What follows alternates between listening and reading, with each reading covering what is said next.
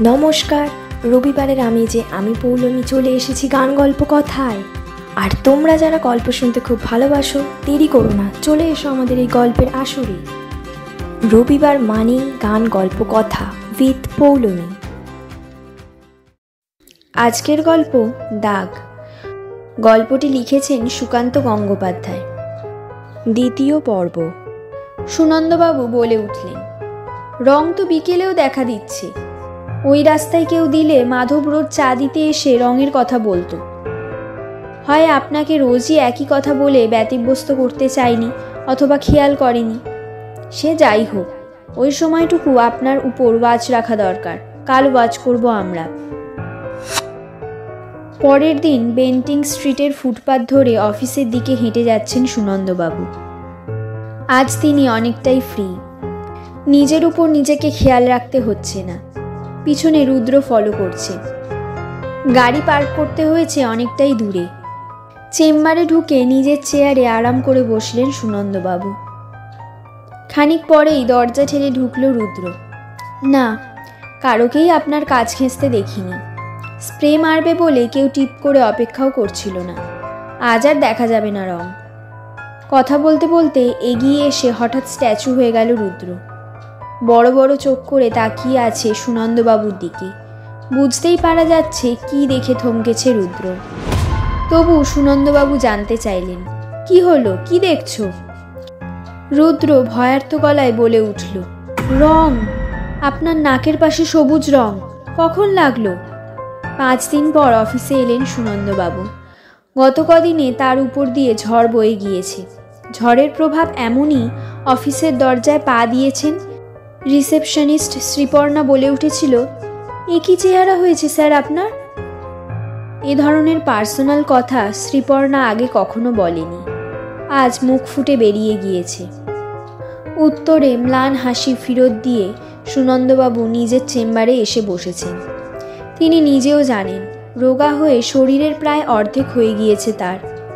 রুদ্র দেখে যাওয়ার পর আরও 2 দিন রং দেখা দিয়েছিল মুখে। যেদিন রুদ্র এসেছিল, নাকের পাশ থেকে রং তুলে কাগজে স্যাম্পেল নেয়। কেমিস্টকে দিয়ে পরীক্ষা করে জানবে কি জাতীয় রং। সম্ভব হয়নি। রুদ্র যখন কেমিস্টের কাছে পৌঁছায়, কাগজ একেবারে সাদা। রংটা এমনই, কিছুক্ষণের মধ্যে হয়তো শুকিয়ে গুঁড়ো হয়ে পড়ে গিয়েছে। একজন চর্মরোগ বিশেষজ্ঞের পরামর্শ নেওয়ার কথা মাথায় এসেছিল রুদ্রর। রং যখন বাইরে থেকে দেওয়া হচ্ছে না, শরীরের ভিতর থেকে উঠে আসতে পারে।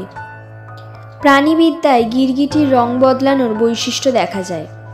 সেরকমই কোনো লক্ষণ হয়তো দেখা দিয়েছে সুনন্দবাবুর শরীরে। উপসর্গটা কানে মোটেই ভালো ঠেকেনি সুনন্দবাবুর। বারণ করা সত্ত্বেও রুদ্র স্কিনের ডাক্তারবাবুর সঙ্গে কথা বলেছে। ডাক্তারবাবু পেশেন্টকে দেখার আগ্রহটুকু দেখাননি। বলেছেন, তার জ্ঞান ভাণ্ডারে এই রোগের কোনো দৃষ্টান্ত নেই। যদি সত্যিই এটা কোনো রোগ হয়, তাহলে অবশ্য কোনো বড় মাপের বিজ্ঞানীর সঙ্গে যোগাযোগ করা উচিত। এক্ষেত্রে একটা যুগান্তকারী আবিষ্কার ঘটে যেতে পারে। সুনন্দবাবু বাড়ির লোকেদের স্পষ্ট জানিয়ে দিয়েছেন, আমি কোনো সায়েন্টিস্টের ঠান্ডা ল্যাবরেটরির বাসিন্দা হতে চাই না। সুনন্দবাবুর ভাই অনিন্দর চিন্তার ধরনটা চিরকালই প্রশ্নের মধ্যে উত্তর খোঁজার প্রয়াস।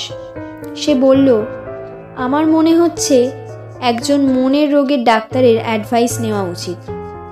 সুনন্দবাবু ঘাবড়ে গিয়ে বলেছিলেন, সে আবার কি কথা? মনের ডাক্তার এখানে কি করবে?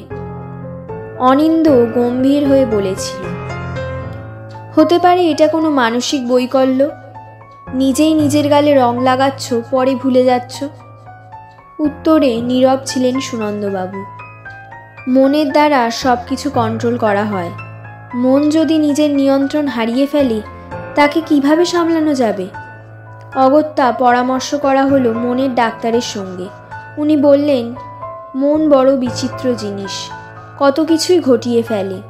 এক কাজ করুন, 2-3 দিন হাতের ব্যবহার যতটা সম্ভব বন্ধ করে দিন।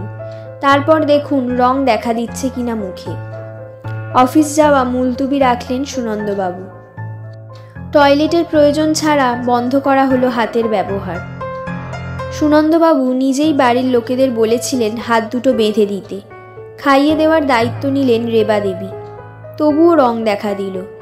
বিকেলের চা খাওয়াতে এসে রেবা দেবী দেখলেন সুনন্দবাবুর গালে কালো দাগ। আঁতকে ওঠার আগেই অজ্ঞান হয়ে গেলেন রেবা দেবী। খুব তাড়াতাড়ি অবশ্য জ্ঞান ফিরে এসেছিল রেবা দেবীর। প্রথমেই নিজের হাত খোলালেন সুনন্দবাবু। তখনই ঘোষণা করেন যথেষ্ট হয়েছে, আর কোনো পরীক্ষা নিরীক্ষা নয়। এই ঘটনার শেষ দেখতে চান তিনি। অফিসের চেম্বারে আজ 1 ঘন্টা কাটিয়ে ফেললেন সুনন্দবাবু। ধীরে ধীরে কাজে মন বসে গিয়েছে। চা দিয়ে গিয়েছে মাধব। মুখে রং লেগে থাকার কথা বলেনি। হঠাৎ ইন্টারকম বেজে উঠল। রিসেপশনের কল। রিসিভার কানে নিলেন সুনন্দবাবু। শ্রীপর্ণা বলল, স্যার, বাসব মুখোপাধ্যায় আপনার সঙ্গে দেখা করতে চাইছেন। সুনন্দবাবু বলে ফেলতে যাচ্ছিলেন, পাঠিয়ে দাও। থেমে গেলেন।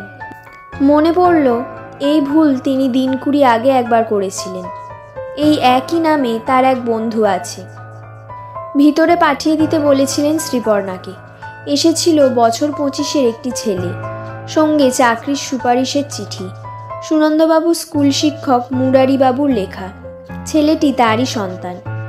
মুরারিবাবুর নামটা সুনন্দবাবুর খেয়াল পড়লেও চেহারাটা ভেসে ওঠেনি মনের পর্দায়। সব মনে থাকলেও যে চাকরিটা দিতেন তাও নয়। যত কম কর্মচারীতে কাজ ওঠাতে পারবেন কোম্পানিতে সুনাম হবে তার। বোধহয় আজও চাকরির প্রার্থনা নিয়ে এসেছে ছেলেটা। সুনন্দবাবু ফোনে শ্রীপর্ণার কাছে জানতে চাইলেন, ভিজিটারের বয়স কী রকম? ইয়াং এজ স্যার, আগেও একদিন এসেছিল। সুনন্দবাবু নিশ্চিত হলেন, এ হচ্ছে সেই ছেলে। শ্রীপর্ণাকে বললেন, বলো আমি ব্যস্ত আছি। শ্রীপর্ণা বলল, ছেলেটি স্যার আপনাকে নিমন্ত্রণ করতে এসেছে শ্রাদ্ধের। বলছে অন্য কোনো দরকার নেই, পরনে কোড়া ধুতি, পায়ে হাওয়াই চটি। পাঠিয়ে দাও, বলতেই হলো সুনন্দবাবুকে। সেন্টিমেন্টাল ব্যাপার। ছেলেটির মা অথবা বাবা মারা গিয়েছেন। চেম্বারে দরজা খুলে ঢুকে এলো ছেলেটি। হাত জোর করে নমস্কার জানালো। সুনন্দবাবু বললেন, এসো, বসো। গুরুদশার পোশাক ছাড়াও ছেলেটির কাঁধে একটা কাপড়ের ঝোলা ব্যাগ।